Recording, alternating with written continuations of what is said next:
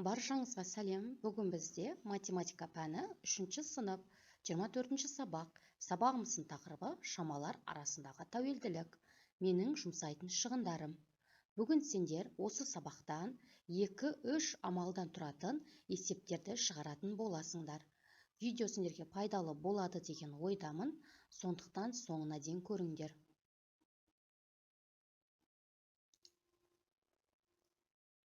Бірінші есеп, кесте бойынша есеп құрастырып, оны шығар.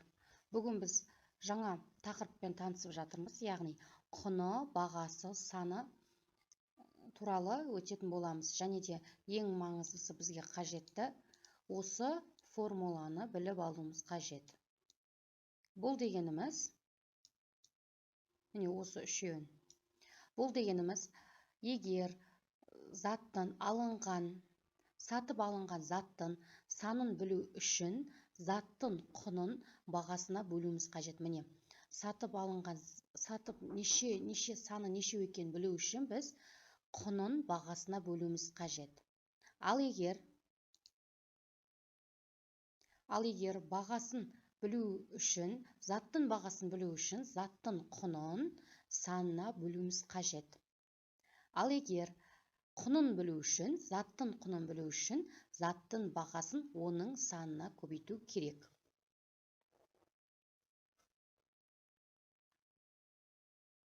Құны деген сатып алған, жалпы кеткен шығынды айтамыз. Бағасы деп белгілі бір затты белгілейді, соның бағасын қояды. Және саны деген сол сатып алған заттардың неше дана екенін айтамыз. Енді есепті шығарамыз. Бағасы 9 теңге, саны 3 дейді, құны неше дейді, құны неше теңге дейді. Міне, құнын білу үшін біз не істейді екенбіз? Құнын білу үшін біз мынаған сәйкес есепті шығарамыз. Демек, бағасына санын көбейтеміз. Бағасы дегеніміз бұл жерде 9 теңгеден, ал дана 3. Енді 9-ды 3-ке көбейтеміз, 27. Сонда 3 қарандаш бізде 27 теңге тұрады. Келесісінде бізде бағасы 5 теңге, құны 30 теңге, санын табуымыз қажет. Санын табу үшін біз құнын, міне, мынаған салып шығарамыз. Санын табу үшін құнын бағасына бөлеміз. Бізде құны 30 теңге, бағасы 5 теңге, 30-ды 5-ке бөлеміз, сонда 6 болады. 6 қарандашты сатып алды деген сөз. Неше? 6 дана екенін. Келесісінде бізде бағасы белгісіз, саны 6, құны 24 теңге. Енді бағасын білу үшін, міне, мынаған сәйкес шығарамыз есепті. Бағасын табу үшін құнын санына бөлеміз. Құны 24 теңге, саны 6. 24-ті 6-ға бөлеміз, 4 болады. Сонда бір қарандаш 4 теңге тұрады екен, міне бағасы. Міне осылай есептің шартын құрып шығарамыз. Екінші есеп, дүкен ойыны. Сен дүкенге келдің. Әрбір сатып алынған заттың құнын анықта, кесте бойынша есеп құрастырыңдар дедім. Біз дүкен ойыны деген біз дүкенге барамыз, сауда жасаймыз. Сол кездегі біздің әрекетіміз. Жалпы келешекте де біз дүкенге барамыз, сол кезде өзіміз есептеуіміз қажет. Жылдам есептеуіміз қажет. Біріншісінде дәптер 9 теңгеден, демек бір дәптердің саны 9 теңге. 5 дәптер неше теңге тұрады деп тұр. Бір дәптер 9 теңге тұрса, 5 дәптерді табу үшін біз, демек, бұл жерде құнын табамыз. Неше ақша кеткенін. Ол үшін 9-ды 5-ке көбейтеміз, 45 болады. 5 дәптер 45 теңге тұрады екен.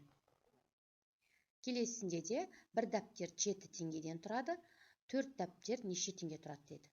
Біз құнын табу үшін, жалпы бір дәптерде сендер 7 теңгеден алсаңдар, 4 дәптерге неше теңге төлейсіңдер?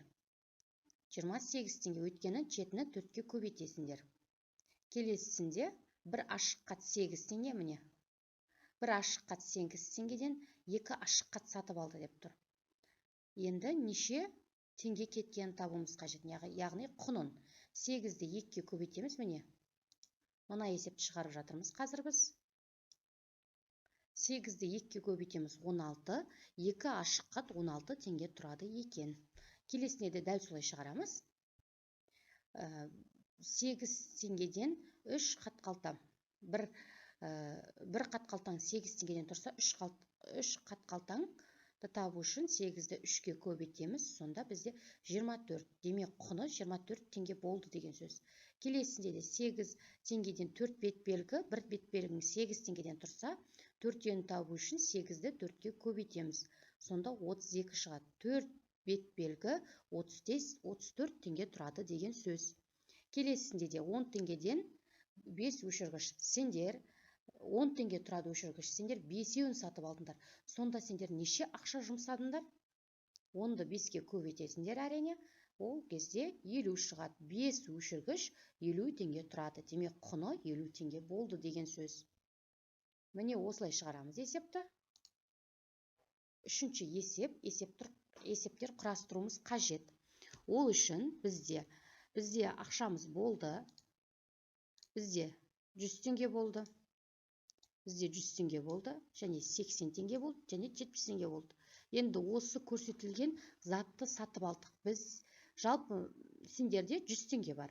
Сендер 3 қарандаш сатып алдыңдар. Міне 3 қарандаш сатып алдыңдар. Міне 3 қарандашты сатып алдыңдар. Әр қайсысын 8 теңгеден сатып алдыңдар. Сонда неше теңге жұмсадыңдар? 24 теңге. 3 қарандаштың құны 24 теңге. Ал сендер дүкеншіге 100 теңге бердіңдер. Сендерден неше теңге қайтарады? Ол үшін сендер 100-ден 24-ті азайтасыңдар. Сонда 76 теңге. Сендерде 76 теңге қалды. Дүкенші сендерге 76 теңге қайтаруы қажет. Келесінде де дәл осылай шығарамыз. Жалпы сендерде 80 теңге бар. Сендер 9 теңгеден 2 дәптер сатып алдыңдар. Яғни 2 дана. Неше теңге қалды? 9-ды 2-ке көбейтіп аласыңдар, 18 болады. 80-нен 18-ді азайтсаңдар 62 болады. Сонда сендерде 62 теңге қалды деген сөз.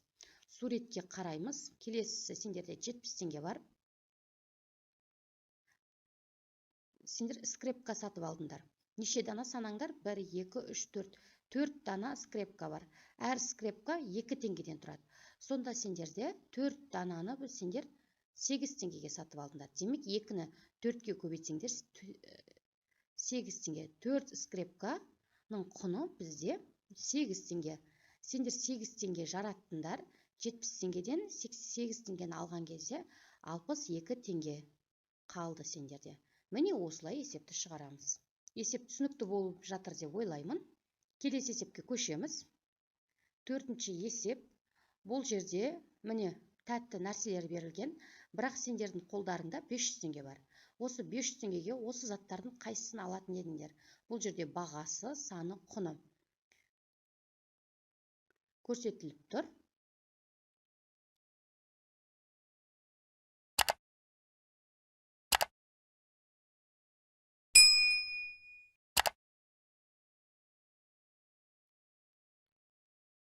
Мен нұсқаны жазып көрсеттім, өздеріңде нұсқамен шығарсаңдар болады. Мен ұсынған нұсқадан басқасын. Бір бәліш, міне бәлішіміз 350 теңгеден тұрады. Ал шоколад бізде 2 шоколад сатып алдық, міне 15 теңгеден 2 дана шоколад сатып алдық. Бір шырынымыз, міне шырынымыз 120 теңге тұрады. Енді менде жалпы барлығы 500 теңге ғой. Енді мен осы заттарды сатып алдым, менде неше теңге кетті. Соны табамыз. Міндетті түрде санын, яғни неше дана екен жазып отырамыз. Міне, біздің шырын 350 теңге. Бірінші бәліш. Біз бір бәліш сатып алдық. Бір бәлішіміз бірді 350-ге көбейтсеңдер, 350-дің өзі шығады. Біз 2 дана шоколад сатып алдық. Ол 30 теңге болды. 15 теңгеден әрқайсысы. Және де 120 теңгеден бір дана сок сатып алдық. Яғни шырын сатып алдық. 120-ны бірге көбейтеміз, 120 болады. Енді осы сатып алған заттардың барлығын қосқан кезде бізде 500 теңге кетті. 500 теңгеге сонда мен бір бәліш, 2 шоколад, бір шырын алуға болады екен. Ойыншық ақшаларды пайдаланып, дүкен ойын ойна деп тұр. Енді дүкен ойыннан бір нұсқасын көрсетейін сендерге. Міне жазып көрсеттім. 2 кітап. Менде жалпы барлығы 1700 теңге бар. Міне 1700 теңге мені көрсетілген. Ақшалардың барлығын қосқан кезде 1700 теңге болады. Енді сендер 1700 теңгеге не аласыңдар?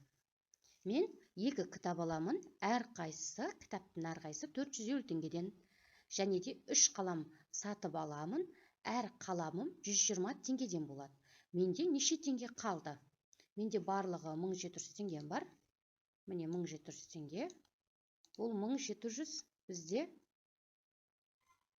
міне мынадан шыққан сан, мына ақшалардан шыққан сан.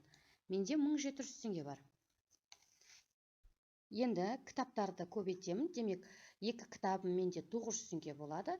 Және 120 теңгеден 3 қаламым 360 теңге болады. Енді мен 900-ге 360-ты қосамын. Және де шыққан санды, яғни 1700-ден шыққан санды азайтамын. Сол кезде менде 440 теңге қалады. Міне өздерінде осылай 1700 теңге бар сендерде. Қандай зат аласыңдар? Міне соны жазып, дәл осылай шығарсаңдар болады. Келесі есеп, 5-ші есеп, есеп құрастыр. Міне, есеп құрастыруымыз қажет. Болғаны сатып алынды және қалды. Міне 100 теңге, 9 теңгеден міне көрсетіліп тұр. Сендер осы жерге сандарды қоя отырып шығаруларын қажет. 4 сағыз бар, міне көріп тұрсыңдар. Әр сағыз 9 теңгеден. Сендерде 100 теңге бар. Енді неше теңге қалды? Ол үшін сендер құнын табуларын қажет. 9-ды 4-ке көбейтеміз, 36 теңге болады. Демек, 36 теңге біздің заттардың құны, сатып алынған құны. Ал бізде 100 теңге бар. Енді неше теңге қалды сендерде? Оны табу үшін 100-ден 36-ны азайтасыңдар. Сол кезде 64 қалады. Демек, сендерде 64 теңге қалды деген сөз. Келесінде сендердің қолдарында 90 теңге бар. Сендер 10 теңгеден 5 бәліш, міне мұнда 5 бәліш көрсетілген екен. Әр бәліш 10 теңгеден 5 бәлішке неше теңге жұмсадыңдар? Оны табу үшін сендер құнын табу үшін көбейтеміз, яғни санына бағасын көбейтеміз. Сол кезде бізде 50 шығады. 90 теңгеден 50-ді азайтамыз, 40 теңге. Демек, сендерде 40 теңге қалды деген сөз. Келесіне міне 7 теңгеден печенье, яғни күлше дейміз, печенье. Әр печенье 7 теңгеден, бұл жерде 5 печенье бар. 7-ні 5-ке көбейтеміз, 35 болады. Демек, 5 печеньенің құны 35 теңге деген сөз. Ал сенің қолыңда 60 теңге бар. Енді неше теңге қалған табу үшін 60-тан 35-ті азайтасыңдар. Сол кезде сендерде 25 теңге қалады. Есеп түсінікті болып жатыр деп ойлаймын. 6-шы есеп бізде бірінші баған түрі есепте, 6-шы есепте біз бірінші жақшадағыны шығарып аламыз. Оны белгілі ол есеп. Енді мен сендерге астына баған түрінде жазып көрсеттім. Сендер де осылай міндетті түрде баған түрінде жазыңдар. Және де әр санды әр түргезге жазуды ұмытпаңдар. Мен үлгіде қалай көрсеттім, сендер де дәл солай жазыңдар. Бірінші 25 мыңнан 5 мыңды азайтамыз. Сол кезде бізде 20 мың қалады. 20 мыңға 12 мыңды қосқан кезде 32 мың шығады. Міне осылай баған түрінде жазып шығарасыңдар. Бірінші жақша орындалады, содан кейін жақшаның сыртындағылар орындалады. Әр санды әр түргезге жазуымыз қажет, сол кезде есеп дұрыс шығады. Келесі есеп, соңғы есеп, оңай есеп бұл. 8 бірдей тиынның біреуі жалған, бірақ ол басқасынан жеңіл. Ең аз өлшеу арқылы жалған тиынды қалай табуға болады? Осындай есеп көп кездеседі бізде. Мына тиындардың саны бізде 8. Бірақ осының үшеуі мүмкін, мынау жалған болу мүмкін мысалға. Мына тиын бізде жалған болу мүмкін дейік. Сол сияқты білмейміз біз қайсының жалған немесе қайсының шынайы екені. Сол үшін біз осы таразының көмегімен есепті шығаратын боламыз. 3 рет өлшеу арқылы жалған тиынды тауып алуға болады. Біріншісі, 8 бірдей тиынды теңдей 2-ге бөліп аламыз. Бірінші әдіс бізде мұнда 4 теңгені және де мұнда 4 тиынды қоямыз. Тиындарды қойып өлшейміз. Мысалға, бір жағы жеңіл болуы мүмкін. Жеңіл жағын таңдап аламыз. екіншісінде жеңіл жағын таңдап аламыз. Таңдап алынған 4 тиынды, мысалға, мынау жеңіл болды дейік. Енді осыны аламыз да 2 бізде 4 тиын қалды. Жалған тиындардың 4 тиын қалды. Осы 4 тиынды біз 2-2-ден бөліп аламыз. Тағы осы таразыға түсірген кезде тиындарды қойып өлшейміз. Тағы да жеңіл жағын таңдап аламыз. Мысалға, мынау жеңіл жағы дейік. Енді осыны таңдап аламыз. Енді таңдап алынған 2 тиынды таразының 2 жағына қоямыз. Сонда біз 1 тиыннан қоямыз. 1-1-ден қойып өлшейміз. Жеңіл жағындағы тиын жалған тиын болып табылады. Мысалға, мынау жалған тиын болып табылды дейік, егер жеңіл болса. Міне осылай табуға болады. Бүгін сендерге сабақ ұнады деген ойдамын, сабақты түсінді деген ойдамын. Сабақ ұнаса, тіркеліп қойуды ұмытпаңдар. Күнделікті сабақтар шығарылады. Бүгінгі сабағымыз осымен аяқталды. Келесі сабақта кездескенше сау болыңдар.